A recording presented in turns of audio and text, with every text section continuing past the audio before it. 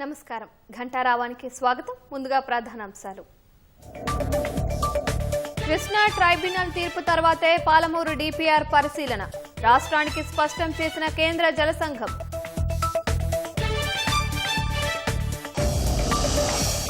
తెలుగు రాష్ట్రాల జల వివాదాలపై 12 మందితో కేంద్ర కమిటీ 3 నెలల్లో నివేదిక ఇవ్వాలని ఆదేశం.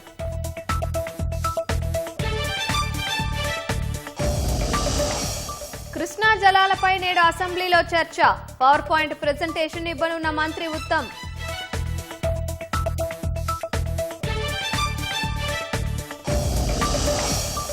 నేడు కొండగట్టు అంజన్న సన్నిధికి పవన్ కళ్యాణ్. 35 కోట్ల టీటీడీ నిధులతో భక్తుల వసతి భవనానికి శంకుస్థాపన.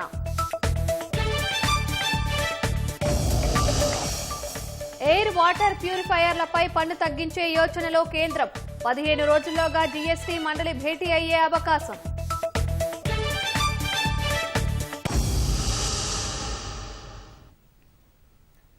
కృష్ణా జల వివాద ట్రైబ్యునల్ 2 తీర్పు తర్వాతే పాలమూరు రంగారెడ్డి ఎత్తిపోతల సమగ్ర ప్రాజెక్టు నివేదిక డిపిఆర్ను పరిశీలించగలమని కేంద్ర జలసంఘం స్పష్టం చేసింది. గోదావరి నీటి మళ్లింపు అంశం ట్రైబ్యునల్లో ఉన్నందున చిన్న నీటి వనరుల్లో ఆదా అయిన నీటిని వినియోగించుకోవడానికి అనుమతించాలని రాష్ట్ర నీటిపారుదల శాఖ ప్రతిపాదించింది. దీనిపై స్పందించిన సిడబ్ల్యూసి ట్రైబ్యునల్ తీర్పు వచ్చిన తర్వాతేనంటూ తాజాగా సమాధానమిచ్చింది. రాష్ట్రంలో రాజకీయ వేడి రాజేస్తున్న పాలమూరు రంగారెడ్డి డిపిఆర్ పరిశీలన అంశంపై రాష్ట్ర నీటిపారుదల శాఖ ప్రతిపాదనకు కేంద్ర జలసంఘం సమాధానమిచ్చింది. కృష్ణా జల వివాద ట్రైబ్యునల్ 2 తీర్పు తరువాతే పాలమూరు రంగారెడ్డి ఎత్తిపోతల సమగ్ర ప్రాజెక్టు నివేదిక డిపిఆర్ను పరిశీలించగలమని సిడబ్ల్యూసి స్పష్టం చేసింది. అప్పుడే ఈ ఎత్తిపోతల పథకం ద్వారా పూర్తి స్థాయిలో ప్రయోజనాలు పొందేలా ప్రణాళిక రూపొందించడంతో పాటు సమీకృత ప్రతిపాదనను అందజేయాలని సూచించింది. 90 టీఎంసీలతో చేపట్టిన పాలమూరు రంగారెడ్డి పథకానికి గోదావరి నీటి మళ్లింపు ద్వారా 45 టీఎంసీలను, చిన్న నీటి వనరుల్లో ఆదా అయిన 45 టీఎంసీలను ప్రతిపాదించామని నీటిపారుదల శాఖ తెలిపింది. గోదావరి నీటి మళ్లింపు అంశం ట్రైబ్యునల్లో ఉన్నందున ఈలోగా తాగు, సాగునీటి ప్రయోజనాల్ని పాక్షికంగా కల్పించడానికి చిన్న నీటి వనరుల్లో ఆదా అయిన నీటిని వినియోగించుకోవడానికి అనుమతించాలని కోరింది. దీనికి ట్రైబ్యునల్ తీర్పు వచ్చిన తర్వాతేనంటూ సిడబ్ల్యూసి తాజాగా సమాధానమిచ్చింది.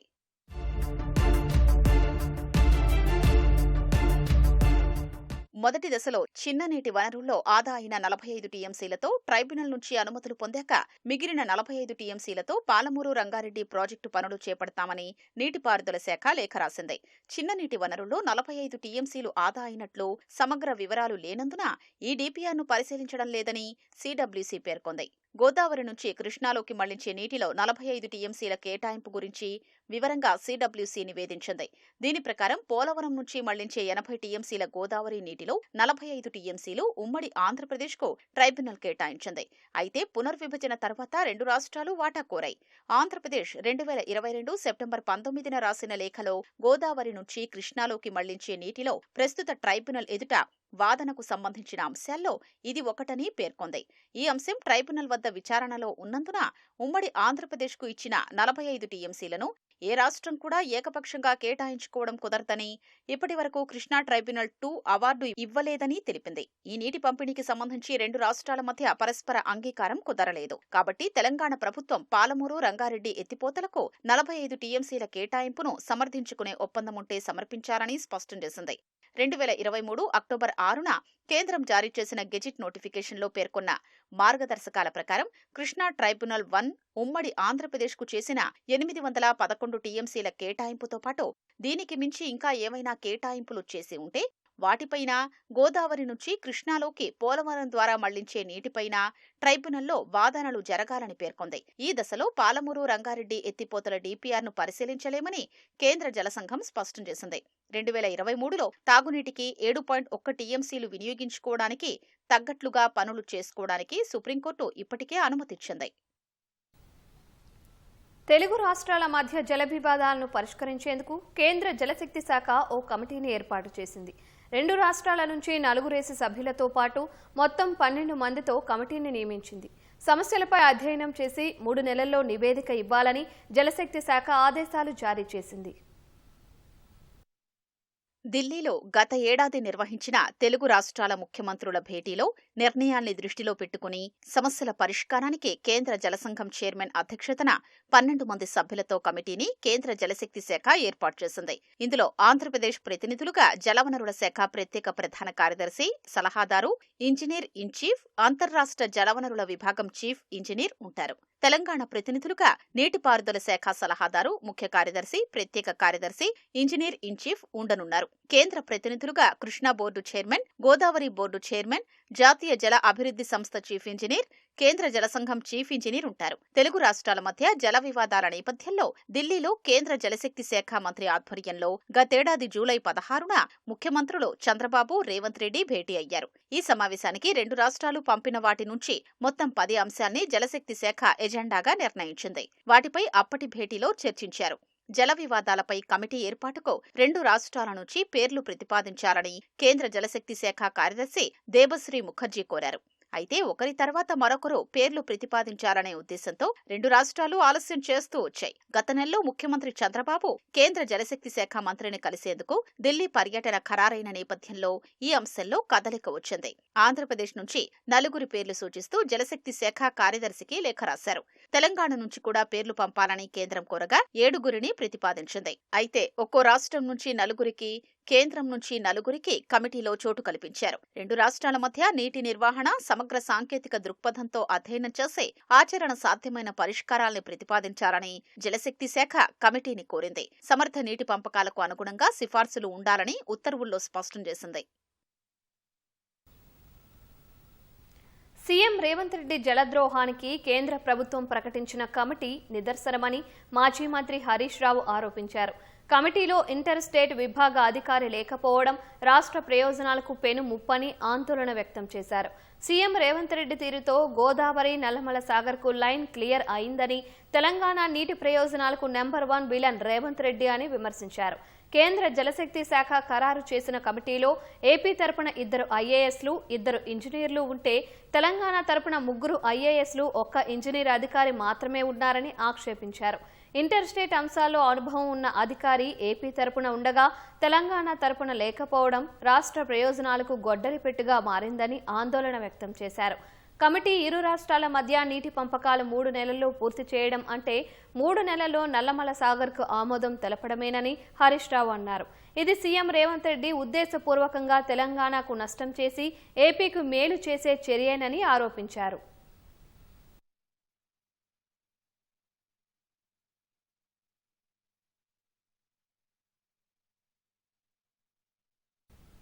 అసెంబ్లీలో నేడు కృష్ణా జలాల అంశంపై స్వల్పకాలిక చర్చ జరుగుతుందని శాసనసభ కార్యదర్శి తిరుపతి వెల్లడించారు.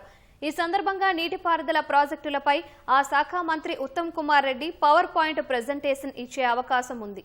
ఉదయం 10 గంటలకు శాసనసభ సమావేశాలు ప్రారంభం కానుండగా ప్రశ్నోత్తరాల కార్యక్రమం యథావిధిగా ఉంటుందని కార్యదర్శి తెలిపారు. డిప్యూటీ సీఎం బట్టి విక్రమార్క పబ్లిక్ సర్వీస్ కమిషన్ సవరణ బిల్లులను, పంచాయతీరాజ్ శాఖ మంత్రి సీతక్క పంచాయతీరాజ్ శాఖ సవరణ బిల్లులను సభలో ప్రవేశపెడతారు. శాసన మండలిలోనూ ఇవాళ ప్రశ్నోత్తరాల కార్యక్రమం యథావిధిగా ఉంటుందని మండలి కార్యదర్శి నరసింహాచార్యులు తెలిపారు. ప్రైవేటు విశ్వవిద్యాలయాల సవరణ బిల్లును మండలిలో సీఎం రేవంత్ రెడ్డి ప్రవేశపెడతారు. ఉపాధి హామీ పథకంపై మండలిలో స్వల్పకాలిక చర్చ జరుగుతుంది. దేశ రాజధాని ఢిల్లీ సహా పలు కీలక నగరాల్లో కాలుష్యం విపరీతంగా పెరుగుతున్న వేళ కోర్టు సూచనల మేరకు వాటర్, ఎయిర్ ప్యూరిఫైయర్లపై జీఎస్టీని 18 నుంచి 5% తగ్గించాలని కేంద్రం యోచిస్తోంది. ఈ ప్రతిపాదనపై జీఎస్టీ మండలి వచ్చే 15 రోజుల్లోగా సమావేశమయ్యే అవకాశం ఉందని సంబంధిత వర్గాలు తెలిపాయి. కాలుష్యం కారణంగా ప్రజారోగ్యం క్షీణిస్తోందనే ఆందోళనలు, కోర్టుల జోక్యం, పరిశ్రమలు, రాజకీయ నాయకుల డిమాండ్ నేపథ్యంలో పన్నుల తగ్గింపును ప్రభుత్వం పరిగణలోకి తీసుకోనుంది. ప్యూరిఫైయర్లపై పన్ను తగ్గింపునకు రాష్ట్రాల ఆర్థిక మంత్రుల మధ్య ఏకాభిప్రాయం అవసరమవుతుంది. ఈ ఉత్పత్తులను అత్యవసర వస్తువులుగా వర్గీకరించి జీఎస్టీని 18 నుంచి 5% తగ్గించే అవకాశం ఉందని తెలుస్తోంది. ఎయిర్, వాటర్ ప్యూరిఫైయర్లపై జీఎస్టీ తగ్గించాలన్న ప్రతిపాదనపై సాధ్యమైనంత త్వరగా జీఎస్టీ మండలి నిర్ణయం తీసుకోవాలని గత నెల 24న ఢిల్లీ హైకోర్టు ఆదేశించింది. మెక్సికోలో భూకంపం సంభవించింది. మెక్సికో సిటీలో ఆ దేశ అధ్యక్షురాలు క్లాడియా షీన్బామ్ మీడియా సమావేశంలో ఉండగా భూమి ఒక్కసారిగా కంపించింది. వెంటనే అప్రమత్తమైన భద్రతా సిబ్బంది అధ్యక్షురాలితో పాటు మీడియా ప్రతినిధులను నేషనల్ ప్యాలెస్ నుంచి సురక్షితంగా బయటకు తరలించారు. భూకంప తీవ్రత రిక్టర్ స్కేలుపై 6.5గా నమోదైనట్లు అధికారులు వెల్లడించారు. భూ ప్రకంపనల ధాటికి 2 మరణించగా పలువురు గాయపడ్డారు. పసిఫిక్ తీరంలో శాన్ మాక్రోన్ పట్టణానికి సమీపంలో 35 కిలోమీటర్ల లోతులో భూకంప కేంద్రాన్ని గుర్తించారు. మెక్సికో సిటీ వ్యాప్తంగా అధికారులు భూకంప హెచ్చరికలు జారీ చేశారు. భూ ప్రకంపనలతో ప్రజలు ఒక్కసారిగా భవనాల నుంచి పెంపుడు జంతువులతో సహా రోడ్లపైకి పరుగులు తీశారు. భూకంపం దాటికి భారీ భవనాలు పేకమేడల్లా ఊగిన దృశ్యాలు సామాజిక మాధ్యమాల్లో వైరల్గా మారాయి.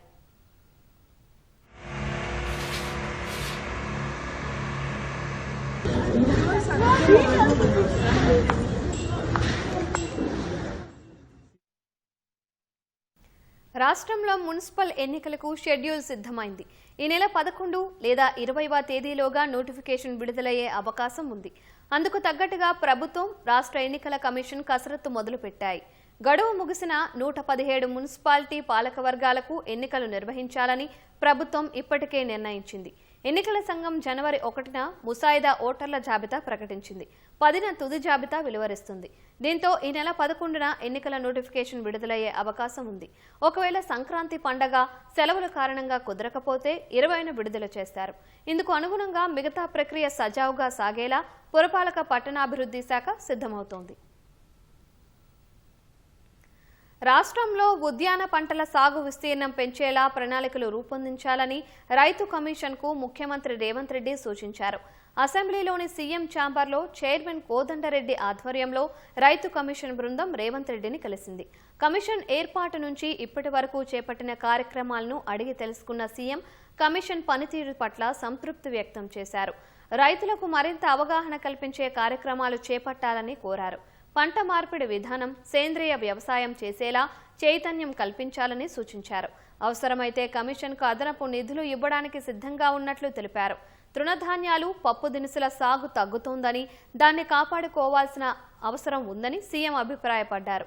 వరికి ఇస్తున్నట్లుగానే అవసరమైతే ఇతర పంటల వైపు వెళ్లే రైతులకు ప్రోత్సాహకాలు ఇవ్వాలనే ఆలోచన చేస్తామని రేవంత్ రెడ్డి చెప్పారు.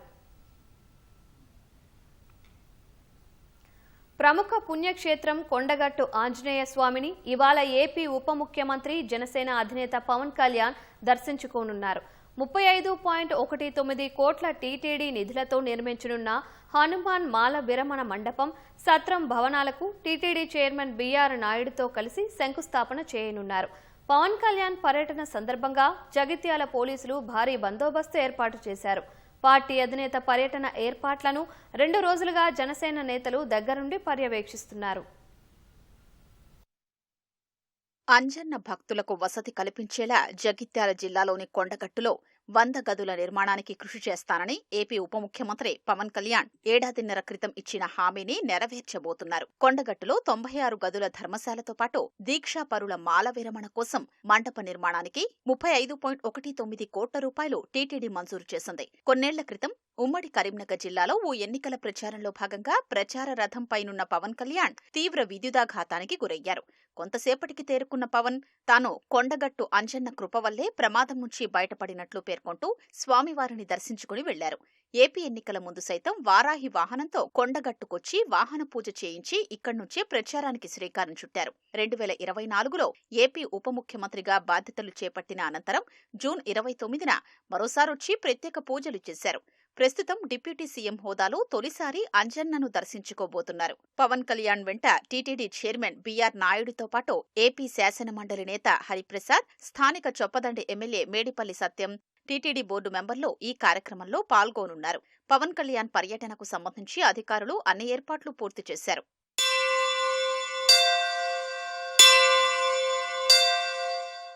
గతంలో కొండగట్టుకొచ్చిన సమయంలో పవన్ కళ్యాణ్ దృష్టికి ఆలయ అధికారులు, అర్చకులు పలు అంశాల్ని తీసుకెళ్లారు. భక్తుల వసతి గదులు, మాల విరమణ మండపం నిర్మాణంపై పవన్ సానుకూలంగా స్పందించారు. ఇదే విషయంపై ఎమ్మెల్యే సత్యం, ఆలయ ఈవో శ్రీకాంతరావు తరచూ టీటీడీ అధికారులకు, పవన్ కళ్యాణ్ కు లేఖలు రాశారు. కొండగట్టు ఆలయంలో భవనాల నిర్మాణ అంశాన్ని ఏపీ సీఎం చంద్రబాబు దృష్టికి తీసుకెళ్లిన పవన్ కళ్యాణ్ టీటీడీ నిధుల నుంచి 35,19,00,000 మంజూరు చేయించారు. ఎట్టకేలకు వై జంక్షన్ సమీపంలోని ఘాట్ రోడ్డుకు పక్కనున్న స్థలాన్ని టీటీడీ ఇంజనీరింగ్ అధికారులు ఇటీవలే పరిశీలించారు. అందులో గదుల నిర్మాణానికి ఆమోదం తెలపడంతో భక్తులు సంతోషం వ్యక్తం చేస్తున్నారు.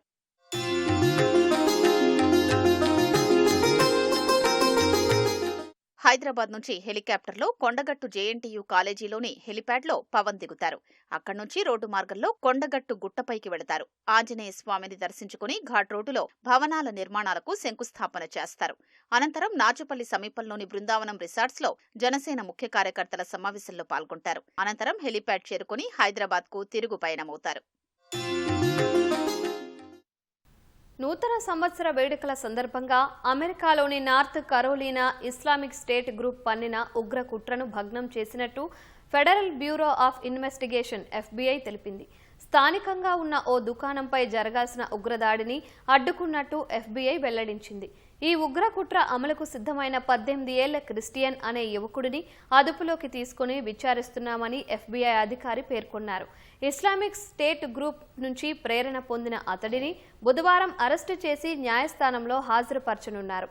ఈ కేసు విచారణను న్యాయమూర్తి జనవరి 7కు వాయిదా వేశారని తెలిపారు. 2022లో క్రిస్టియన్ మైనర్గా ఉన్నప్పుడు ఐరోపాలోని ఇస్లామిక్ స్టేట్ గ్రూప్ సభ్యుడితో సంబంధాలు కలిగి ఉన్నాడని FBI తెలిపింది.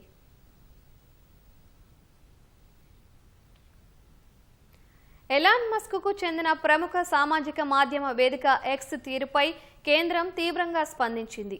AI చాట్బోట్ గ్రోక్ సృష్టించిన అసభ్యకరమైన, అశ్లీల, చట్టవిరుద్ధ కంటెంట్ను తక్షణమే తొలగించాలని ఆదేశించింది. తీసుకున్న చర్యల నివేదికను 72 గంటల్లో అందజేయాలని, లేదంటే చట్ట ప్రకారం చర్యలను ఎదుర్కోవాల్సిందేనని స్పష్టం చేసింది. ఐటీ చట్టంలోని నిబంధనలు పాటించడంలో విఫలమయ్యారని అంటూ ఎక్స్ భారత ప్రతినిధికి ఈ మేరకు నోటీసులు జారీ చేసింది. ఎక్స్లో అసభ్యకర కంటెంట్కు సంబంధించి ప్రజలు, ప్రజా ప్రతినిధులు, ఇతర భాగస్వామ్య పక్షాల నుంచి ఎప్పటికప్పుడు ఫిర్యాదులు వస్తూనే ఉన్నాయని ప్రభుత్వం పేర్కొంది. స్థానిక ఐటీ చట్టాలను ఉల్లంఘిస్తూ రూపొందించిన, వ్యాప్తి చేసిన కంటెంట్ మొత్తాన్ని తక్షణమే తొలగించాలని, ఆధారాలను తారుమారు చేయొద్దని తాజా నోటీసులో పేర్కొంది. అభ్యంతరకర కంటెంట్, యూజర్లు, అకౌంట్లపైన చర్యలు తీసుకోవాలని ఆదేశించింది. AI గ్రోక్ను ఉపయోగించి కొందరు మహిళల చిత్రాలను మార్పు చేస్తున్నారని, ఆ ఫోటోలను సామాజిక మాధ్యమాల్లో పోస్టు చేస్తున్నారని శివసేన UBT ఎంపీ ప్రియాంక చతుర్వేది కేంద్రానికి లేఖ రాశారు. వీటిపై చర్యలు తీసుకోవాలని ఆమె కోరిన నేపథ్యంలో కేంద్ర ఐటీ శాఖ నుంచి ఎక్స్కు ఆదేశాలు వెళ్లినట్లు తెలుస్తోంది.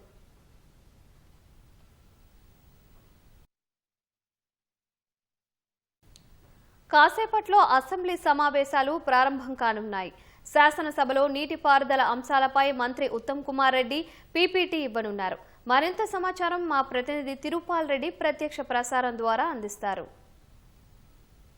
లక్ష్మి, మరి కాసేపట్లో అసెంబ్లీ సమావేశాలు 3వ రోజున ప్రారంభం కానున్నాయి. ఈరోజు ప్రధానంగా ప్రశ్నోత్తర కార్యక్రమాలు అయిపోయిన తర్వాత నీటిపారుదల శాఖకు సంబంధించి ప్రాజెక్టుల మీద స్వల్పకాలిక చర్చ అసెంబ్లీలో కొనసాగనుంది. ఈ సందర్భంగా నీటిపారుదల శాఖ మంత్రి Uttam Kumar Reddy power point presentation ఉన్నారు. రాష్ట్రంలో ఉన్న ప్రాజెక్టుల నిర్మాణాలు, ఆ నిర్మాణాలకు సంబంధించి గడిచిన ప్రభుత్వము హయాంలో కొనసాగిన నిర్మాణాలు, అప్పట్లో ఖర్చు చేసిన నిధులు, అదేవిధంగా సాగులోకి వచ్చిన విస్తీర్ణము తదితర అంశాలతో పాటు ఈ 2 సంవత్సరాలలో కాంగ్రెస్ పార్టీ అధికారంలోకి వచ్చిన తర్వాత ఏమేమి చేసింది, ప్రాజెక్టుల నిర్మాణానికి ఎలాంటి ప్రాధాన్యత ఇస్తుంది, తదితర అంశాలన్నింటినీ కూడా కూలంకషంగా పవర్ పాయింట్ ప్రజెంటేషన్ ద్వారా అసెంబ్లీలో వివరించనున్నారు. ఇప్పటికే కాంగ్రెస్ పార్టీకి సంబంధించిన నాయకులకు, ఎమ్మెల్యేలకు, ఎమ్మెల్సీలకు, అదేవిధంగా కోఆర్డినేటర్లకు, PCC అధికార ప్రతినిధులకు అందరికీ కూడా ఈ నీటిపారుదల ప్రాజెక్టులకు సంబంధించి కృష్ణా గోదావరి నీటి కేటాయింపులు, పంపిణీ, ఆంధ్రప్రదేశ్తో ఉన్న జల వివాదాలు తదితర అన్ని అంశాల మీద కూడా సుదీర్ఘంగా ఇప్పటికే పవర్ పాయింట్ ప్రజెంటేషన్ ఇచ్చారు. ఈవేళ అసెంబ్లీలో కూడా ఆ పవర్ పాయింట్ ప్రజెంటేషన్ను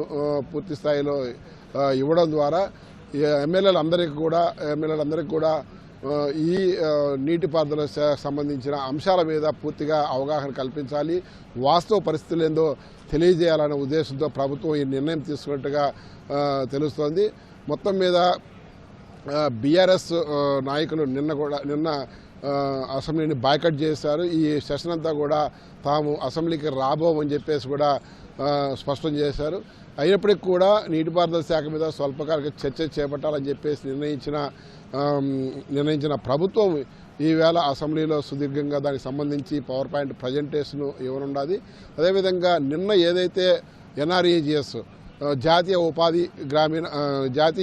గ్రామీణ ఉపాధి హామీ పథకం సంబంధించి చర్చ జరిగిందో, స్వల్పకాలిక చర్చ జరిగిందో అదే అంశం ఈవేళ మండలిలో చర్చ కొనసాగనున్నది. మండలిలో కూడా ఉదయం 10 గంటలకు మండలి సమావేశం ప్రారంభమైన తర్వాత అక్కడ కూడా యథావిధిగా ప్రశ్నోత్తరాల కార్యక్రమం ఉంటాయి. ప్రశ్నోత్తరాల కార్యక్రమం తర్వాత ఈ ఎన్ఆర్ఈజీఎస్కు సంబంధించి చర్చ జరగనున్నది. అక్కడ కూడా తీర్మానం చేయనున్నది. ఇప్పటికే నిన్న అసెంబ్లీలో ఎన్ఆర్ఈజీఎస్కు సంబంధించి కేంద్ర ప్రభుత్వం ఏదైతే కొత్తగా తీసుకురానున్నదో దాన్ని పూర్తిగా వ్యతిరేకిస్తూ దానివల్ల జరిగే అనర్థాలన్నింటి కూడా వివరించడంతో పాటు ఎన్ఆర్ఈజీఎస్ ఏ పరిస్థితుల్లో తీసుకొచ్చారు, ఎవరికి ఏ విధంగా దోహదపడింది, పేద వర్గాలకు ఏ విధంగా ఇది ఉపయోగపడింది, ఇది ప్రవేశపెట్టినప్పటి నుంచి ఇప్పటి వరకు ఏ వర్గాలకు ఏ విధంగా ఆర్థికంగా ఉపయోగపడిన తదితర అన్ని అంశాల మీద నిన్న చర్చించిన తర్వాత కేంద్ర ప్రభుత్వం ఏదైతే మార్పు చేయాలనుకుంటున్నారో దాని మీద వ్యతిరేకిస్తూ తీర్మానం చేసింది. దానికి సంబంధించి ఈవేళ మండలిలో తీర్మానం చేసిన తర్వాత రాష్ట్ర ప్రభుత్వం ఆ నివేదికను కేంద్రానికి తీర్మానం చేసిన నివేదికను కేంద్రానికి పంపనున్నది.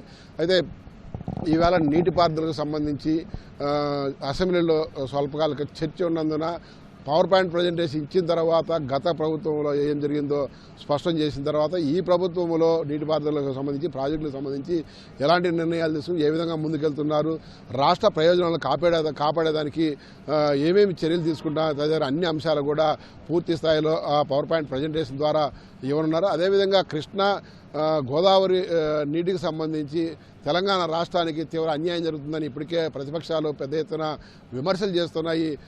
అక్కడున్న ప్రభుత్వానికి సహకరిస్తున్నది ఇక్కడున్న ప్రభుత్వం అని చెప్పేసి విమర్శలు చేస్తున్నాయి. ఈ నేపథ్యంలో ఈ తెలంగాణ ప్రభుత్వం తరపున ఈ జల వివాదాలకు సంబంధించి సమస్యను పరిష్కరించుకోవడానికి తెలంగాణ రాష్ట్ర జలాలను ఏ విధంగా ప్రొటెక్షన్ చేసుకునే దానికి ఏ విధంగా ముందుకెళ్తున్నారు తదితర అన్ని అంశాలు కూడా కూలంకషంగా అసెంబ్లీలో అధికారికంగా ప్రకటించి అందరు ఎమ్మెల్యేలకు కూడా అవగాహన కల్పించనున్నారు. ఆ తర్వాత దీని మీద చర్చ కొనసాగనున్నది. ఆ చర్చ కూడా బీజేపీ, ఎంఐఎం, సిపిఐ, కాంగ్రెస్ వాళ్ళు మాత్రమే ఆ చర్చలో పాల్గొన్నారు. ఈ సందర్భంగా వాడివేడి కొనసాగుతుందా లేక ప్రభుత్వం ఇచ్చిన ఈ అధికారిక పవర్ పాయింట్ ప్రజెంటేషన్ ద్వారా పూర్తి స్థాయిలో అవగాహన వస్తుంది కాబట్టి సాఫీగా కొనసాగుతుంది అనేది మనం వేచి చూడాల్సి ఉంది. Over to studio. Tirupati Sri Govindarajaswamy ఆలయంలో రాత్రి కలకలం రేగింది. స్వామివారికి ఏకాంత సేవ ముగిసిన తరువాత మద్యం మత్తులో ఉన్న ఓ వ్యక్తి భద్రతా సిబ్బంది కళ్లుగప్పి ఆలయ ప్రాంగణంలోకి ప్రవేశించాడు. విజిలెన్స్, భద్రతా సిబ్బంది అప్రమత్తం అయ్యేలోపే ఆలయ గోడ దూకి లోపలికి చేరుకున్నాడు. మహాద్వారం లోపల ఉన్న గోవిందరాజస్వామి ఆలయ గోపురంపైకి ఎక్కి కళాశాలను లాగేందుకు ప్రయత్నించాడు. సమాచారం అందుకున్న తిరుపతి ఈస్ట్ పోలీసులు, ఫైర్ సిబ్బంది అక్కడికి చేరుకొని 3 గంటల పాటు అతడిని కిందకు దింపేందుకు తీవ్రంగా శ్రమించారు. గోపురానికి నిచ్చెనలు ఏర్పాటు చేసి కిందకు దించారు. అనంతరం అదుపులోకి తీసుకుని ఈస్ట్ పోలీస్ స్టేషన్కు తరలించారు. మద్యం మత్తులో ఆలయం గోపురంపైకి ఎక్కిన వ్యక్తి తెలంగాణ నిజామాబాద్ జిల్లా పూర్మవాడకు చెందిన కుత్తడి తిరుపతిగా పోలీసులు గుర్తించారు. విచారణ అనంతరం పూర్తి వివరాలను వెల్లడిస్తామని ఈస్ట్ డీఎస్పీ భక్తవత్సలం తెలిపారు. సికింద్రాబాద్ బొల్లారంలోని రాష్ట్రపతి నిలయంలో ఇవాల్టి నుంచి 2వ ఉద్యాన ఉత్సవ్ జరగనుంది. సేంద్రియ ప్రకృతి వ్యవసాయ విధానాలు, రసాయన అవశేషాలు లేని ఆహారోత్పత్తుల వినియోగం పైన అన్ని వర్గాలకు అవగాహన కల్పించాలనే లక్ష్యంగా నిర్వహిస్తున్నారు. కేంద్ర వ్యవసాయ శాఖ ఆధ్వర్యంలో రాజేంద్ర నగర్లోని national institute of agricultural extension management సహకారంతో ఉద్యాన ఉత్సవ్ జరగనుంది.